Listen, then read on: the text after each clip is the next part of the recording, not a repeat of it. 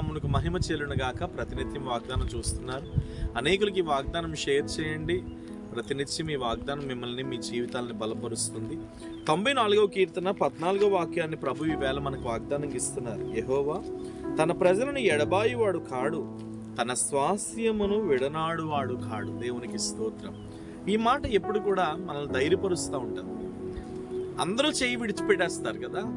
ఈ వాగ్దానం చూస్తున్నా, నిన్ను అందరూ చేయి విడిచిపెట్టేశారు, ఎవరు నీకు లేరు. ఆదరణ లేని స్థితి, బాధ లేని స్థితి, వేదన కలిగిన స్థితి, దుఃఖపడిన స్థితి, ఎవరు ప్రేమించక, ఎవరు ఆదరించక నలిగిపోయిన స్థితి, గతులు ఎన్నో నీ జీవితంలో ఉన్నాయి. కానీ మనుషుల ప్రేమ అది స్వార్థంతో కూడింది అయినప్పటికీ దేవుని ప్రేమ మాత్రం అది శాశ్వతమైన ప్రేమ. దేవునికి స్తోత్రం. చాలా శాశ్వతమైనది ఆ ప్రేమ. ఆ ప్రేమను బట్టి నిన్ను ప్రేమిస్తూ ఆయన ఏమని చెప్తున్నాడు అంటే, నువ్వు నా బిడ్డవు అంటున్నాడు. ఎవరైనా ఈ రోడ్డు అంటే చాలా మంది వెళ్తుంటారు, ఈ ప్రజలు నా వాళ్ళు అని ఎవరన్నా ధైర్యంగా చెప్పగలరంటారా? చెప్పలేరు. భూమి మీద ఎవరు కూడా తోటి వ్యక్తులను నా ప్రజలు, నా వ్యక్తులను ఎవరు చెప్పలేరు. కానీ ప్రభు ఎప్పుడు కూడా ఎవరి విషయంలో అయినా సరే నా వ్యక్తులు కాదు, నా వారు కాదని ప్రభు ఎవరిని ఎప్పుడు అనలేదు. కానీ ఆయన అన్న మాట ఏంటంటే, నా ప్రజలు, నా ప్రజలు, నా ప్రజలు అన్నాడు. మనం అందరం ఆయన ప్రజలం. ఈరోజు మనం ఈ ఉచితమైన కనికరం పొందాము అని అంటే అది ఆయన ప్రజలం కాబట్టి. ఈ వాగ్దానం చూస్తున్న నీతో అదే చెప్తున్నాను.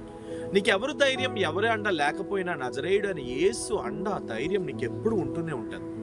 నా ప్రజలు అని ప్రభు అంటున్నాడు కాబట్టి తప్పనిసరిగా ఆయన నీ జీవితంలో ఒక ఉన్నతమైన కార్యము చేయబోతున్నాడు. కాబట్టి ధైర్యం తెచ్చుకో. నువ్వెవరి సొత్తు కాదు, నువ్వెవరి స్వాస్యము కాదు. నిన్నెప్పుడు దేవుడు చేయి విడిచిపెట్టడు. తన స్వాస్యమైన నీతో ప్రభు చెప్తున్నటువంటి మాట ఏంటంటే, నిన్ను విడిచిపెట్టనని చెప్తున్నాడు, విడువనంటున్నాడు, ఎడబాయనంటున్నాడు. స్వాస్యం అనగా సొంతం అని అర్థం.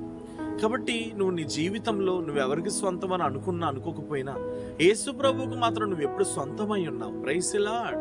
యేసు ప్రభువుకు మాత్రం నువ్వు ఎప్పుడు సొంతం. యేసు ప్రభువుకు మాత్రం నువ్వు ఎప్పుడు ఇష్టం ఆయనకి. అందుకనే కదా ప్రతి ఆపదలో, ప్రతి చిక్కుముడుల్లో, ప్రతి వేదనకరమైన సమయాల్లో నిన్ను ప్రేమిస్తూ, నిన్ను ఆదరిస్తూ, నిన్ను కనికరపడుతున్న ఆ దేవుని వైపు నువ్వు ఎప్పుడు చూస్తున్నావు. కాబట్టి ప్రియ దేవుని బిడ్డ, నువ్వు ధైర్యం తెచ్చుకో.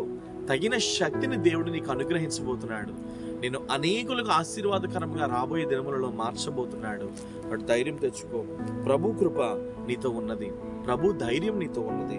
ఆయన ఎప్పుడు తన ప్రజలను ఎడబాయువాడు కాడు, తన స్వాస్యమును విడనాడువాడు కాడు. ప్రభువా స్తోత్రం.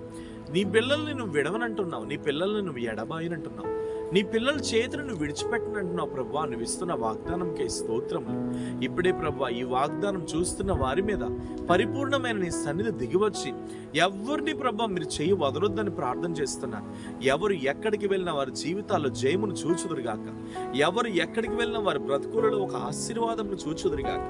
ఎవరు ఎక్కడికి వెళ్ళినా వారి జీవితంలో ఒక ఉన్నతమైన కృపను పొందుకుందురుగాక. యేసునామము తగిన మహిమను మీరు ఉంచమని ప్రార్థిస్తూ, మీరే తాకమని బలపరచమని, ఈ వాగ్దానం చూస్తున్న వారు మీ సొత్తు కాబట్టి వారు ఎక్కడికి వెళ్ళినా తగిన ధైర్యం నువ్వని ప్రార్థిస్తూ యేసునామమున అడుగుచున్నాను తండ్రి. ఆమేన్. God bless you. దేవుడు నమ్మదగిన వాడు. వాగ్దానం అనేకులకు షేర్ చేయండి. ఎండలు చాలా ఎక్కువగా ఉన్నాయి, బట్ ఏది ఏమైనా ప్రభు కృప మీతో ఉంది. ధైర్యం తెచ్చుకోండి. God bless you. ప్లీజ్.